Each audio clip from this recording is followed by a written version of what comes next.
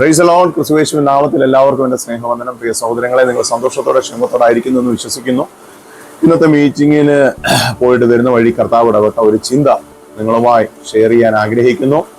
നമുക്കറിയാം, ലൂക്കോസിന്റെ സുവിശേഷം 8-ാം അധ്യായത്തിനകത്ത് യായിറോസിന്റെ ഭവനത്തിലേക്ക് പോകുന്ന വഴിയിൽ കർത്താവായ യേശു 12 വർഷക്കാലം രക്തസ്രാവമുള്ള ഒരു സഹോദരിയെ കാണാൻ കഴിയും.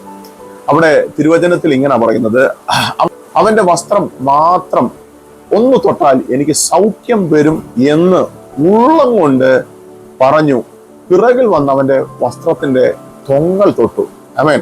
മത്തായി സുവിശേഷം 9:21 ഇങ്ങനെ പറയുന്നു, അവന്റെ വസ്ത്രം മാത്രം ഒന്ന് തൊട്ടാൽ എനിക്ക് സൗഖ്യം വരും എന്ന് ഉള്ളം കൊണ്ട് പറഞ്ഞു. പിറകിൽ വന്ന് അവന്റെ വസ്ത്രത്തിന്റെ തൊങ്ങൽ തൊട്ടു.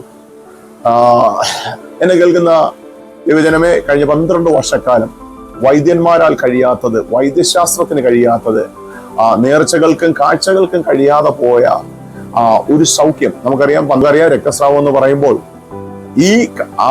ഈ പശ്ചാത്തലം ഒരിക്കലും ആ സഹോദരിക്ക് പുറത്തു വരാൻ കഴിയത്തില്ല. സമൂഹത്തിൽ ഒറ്റപ്പെട്ടു, കുടുംബത്തിൽ ഒറ്റപ്പെട്ടു. ആ രോഗം അവളെ ഒരു കാരാഗ്രഹത്തിൽ എന്ന പോലെ, അല്ലെങ്കിൽ കല്ലറയുടെ അനുഭവത്തിലേക്ക് തള്ളിയിട്ട ഒരു അനുഭവമായിരുന്നു. 12 വർഷക്കാലം ആ സഹോദരിക്ക് ഒരു കാരണവശാലും ഓരോ ദിവസം കഴിയുന്തോറും, ഓരോ മാസം കഴിയുന്തോറും, ഓരോ വർഷം കഴിയുന്തോറും തന്നിൽ ഉള്ള അല്ലെങ്കിൽ സൗഖ്യമെന്ന വിശ്വാസം നഷ്ടപ്പെട്ടെടുത്ത് നസ്രയത്തിൽ ഒരു പ്രവാചകനിലൂടെ അത്ഭുതങ്ങളും അടയാളങ്ങളും നടക്കുന്നു എന്നുള്ള ആ സഹോദരി കേട്ട ശ്രുതി അവളുടെ കാതുകളിൽ എത്തിയപ്പോൾ വചനം ഇങ്ങനെ പറയുന്നു, അവന്റെ വസ്ത്രം മാത്രം ഒന്ന് തൊട്ടാൽ എനിക്ക് സൗഖ്യം വരുമെന്ന് ഉള്ളം കൊണ്ട് പറഞ്ഞു.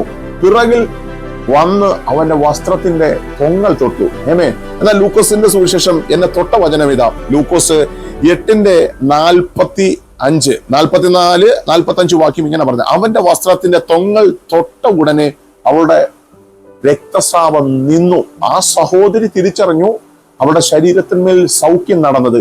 എന്നാൽ അവൾ മാത്രമല്ല, അവനിൽ നിന്ന് ശക്തി പുറപ്പെട്ടപ്പോൾ എന്നെ ഏറ്റവും കൂടുതൽ യാത്രയിൽ ചിന്തിപ്പിച്ച ഒരു ഭാഗം ഇതായിരുന്നു, എന്നെ തൊട്ടത് ആരെന്ന് യേശു ചോദിച്ചു. ശ്രദ്ധിക്കണമേ, എന്നെ വലിയ പുരുഷാരത്തിന്റെ മധ്യത്തിലൂടെ പോയ യേശുവിൽ നിന്ന് പുറപ്പെട്ട ശക്തി അത് യേശു തിരിച്ചറിഞ്ഞു. സൗഖ്യമായ സഹോദരി അത് വിടുതൽ അവളും തിരിച്ചറിഞ്ഞു. എന്നാൽ ആ പുരുഷാരത്തിൽ അനേകർ യേശുവിനെ തൊടുന്നു. യേശു തിരിച്ചൊരു ചോദ്യം ചോദിച്ചു, എന്നെ തൊട്ടത് ആരെന്ന് ചോദിക്കുമ്പോൾ തൊട്ടവർ പോലും ഞാനല്ല എന്ന് പറഞ്ഞു മാറുമ്പോൾ, ശ്രദ്ധിക്കണമേ, ആ നിമിഷം ഈ രക്തസ്രാവമുള്ള സഹോദരിയെ പോലെ അനേക രോഗികൾ, അനേക വിടുതൽ പ്രാപിച്ചവർ, അല്ലെങ്കിൽ യേശുവിനെ കാണാൻ കൊതിച്ചവരൊക്കെ അവനെ തൊടുമ്പോൾ അവനിൽ നിന്നും ഒരു വ്യക്തിയിൽ മാത്രം ശക്തി പുറപ്പെട്ടപ്പോൾ യേശു അത് തിരിച്ചറിഞ്ഞു. ആമേൻ. യേശു തിരിച്ചു ചോദിക്കുന്ന ഒരു ചോദ്യം, എന്നെ തൊട്ടതാർ? അവൻ തൊട്ടവർ പോലും ഞാനല്ലെന്ന് പറഞ്ഞു മാറി നിൽക്കുമ്പോൾ ഈ കാലഘട്ടത്തിലും പലരുടെ അനുഭവം അതാണ്. യേശു അടുത്തു വന്ന് യേശുവിന്റെ സ്പർശനം, യേശുവിന്റെ അനുഭവങ്ങൾ, യേശുവിന്റെ വാഗ്ദത്തങ്ങൾ അത് നിന്റെ മുമ്പിൽ പ്രതിഫലിക്കുമ്പോൾ പലപ്പോഴും നമ്മൾ അതിനെ വ്യാഖ്യാനിച്ചൊരു പൈശാചികമെന്നോ, അല്ലെങ്കിൽ ഈ നന്മ വന്നപ്പോൾ ആ നന്മയ്ക്ക് മുൻപിൽ ഒരു പരിശോധന വന്നപ്പോൾ പലരും അത് ദൈവത്തിൽ നിന്നല്ല, അത് പിശാചിന്റെ പദ്ധതി എന്ന് പറഞ്ഞ് ആ വാഗ്ദത്തങ്ങളെ, ആ നന്മകളെ അറിവില്ലായ്മ കൊണ്ട് അതിനെ അടച്ചു കളഞ്ഞു. ഇവിടെ യേശു അവരോട് ചോദിക്കുന്നു, എന്നെ തൊട്ടതാ? എന്റെ ഒരു ചിന്തയാണ്, ഞാനെന്ന് പറഞ്ഞിരുന്നെങ്കിൽ, അല്ലെങ്കിൽ ആ പറഞ്ഞ കാരണത്താൽ പലരും ആകാൻ 100% സാധ്യത കൂടുതലാണ്. എന്നാൽ പലരും മാറി തൊട്ടവർ, അവിടെ വചനം ഇങ്ങനെ പറയുന്നത്, ഞാനല്ല എന്ന് പറഞ്ഞപ്പോൾ പുരുഷാരം തന്നെ തിക്കിത്തിരിക്കുന്നു എന്ന് പത്രോസ് കൂടുള്ളവരും പറഞ്ഞു. യേശുവോ, ഒരാൾ എന്നെ തൊട്ടു, എന്നിൽ നിന്നും ശക്തി പുറപ്പെട്ടു എന്ന്. ശിഷ്യന്മാർ പറഞ്ഞു, പിതാവേ, യേശുവേ, ഇവിടെ ഒത്തിരി പേരുണ്ട്, നിന്നെ തൊട്ടത് ആരെന്ന് ചോദിക്കുമ്പോൾ യേശു പറയും, എന്നെ സ്പഷ്ടമായി ഒരാൾ തൊട്ടു, എന്നിൽ നിന്നും ശക്തി പുറപ്പെട്ടു എന്നീ ദൈവവചനം കേൾക്കുമ്പോൾ തന്നെ ഈ വചനത്തിന്റെ പിൻപിൽ വർഷങ്ങൾക്കപ്പുറം രക്തസ്രാവമുള്ള സഹോദരി സൗഖ്യമായെന്ന് പറയാനല്ല, ഇന്ന് എന്നെ കേൾക്കുന്ന നിങ്ങളിൽ ആരുടെയെങ്കിലും ശരീരത്തിനകത്ത് എന്തെങ്കിലും ഒരു രോഗത്താൽ നിങ്ങൾ ഭാരപ്പെടുന്നുണ്ടെങ്കിൽ ഈ വചനത്തിന്റെ ശക്തി നിങ്ങളെ തൊടും. ആമേൻ, ആമേൻ, ആമേൻ. ഈ വചനത്തിന്റെ ശക്തി നിങ്ങളെ തൊട്ടിരിക്കും. ഹല്ലേലൂയ. അടുത്ത വാക്യം പറഞ്ഞത്, താൻ മറഞ്ഞിരിക്കുന്നില്ല എന്ന് സ്ത്രീ കണ്ടു, വിറച്ചും കൊണ്ടുവന്ന് അവന്റെ മുമ്പിൽ വീണു. അവനെ തൊട്ട സംഗതിയും തൽക്ഷണം, യേശുവിനെ തൊട്ട നിമിഷം തന്നെ ആ ശക്തി, പുറപ്പെട്ട ശക്തി തന്നെ സൗഖ്യമാക്കി എന്ന് ചുറ്റും നിൽക്കുന്ന പുരുഷാരം കാണുകെ അവൾ യേശുവിനോട് പറഞ്ഞു. അടുത്ത വാക്യം വളരെ ശ്രദ്ധേയമാണ്. വാക്യം ഇങ്ങനെ പറഞ്ഞ, അവൻ അവളോട്, മകളെ, നിന്റെ വിശ്വാസം നിന്നെ രക്ഷിച്ചിരിക്കുന്നു. സമാധാനത്തോടെ പോകുക. ഈ വചനം കേൾക്കുന്ന നിങ്ങൾ അതിന് ആമേൻ പറയുന്നെങ്കിൽ, നിങ്ങൾ വിശ്വസിക്കുന്നെങ്കിൽ, നിങ്ങളുടെ ശരീരത്തിനകത്തും ഇന്ന് ഈ വചനത്തിന്റെ ശക്തി വെളിപ്പെടാൻ പോകുന്നു. ഹല്ലേലൂയ. മകളെ, നിന്റെ വിശ്വാസം നിന്നെ രക്ഷിച്ചിരിക്കുന്നു. സമാധാനത്തോടെ പോയിക്കൊള്ളുക. ആ വചനത്തെ അത് നിങ്ങളുടെ മേലും ഞാൻ അതുപോലെ പറയുന്നു.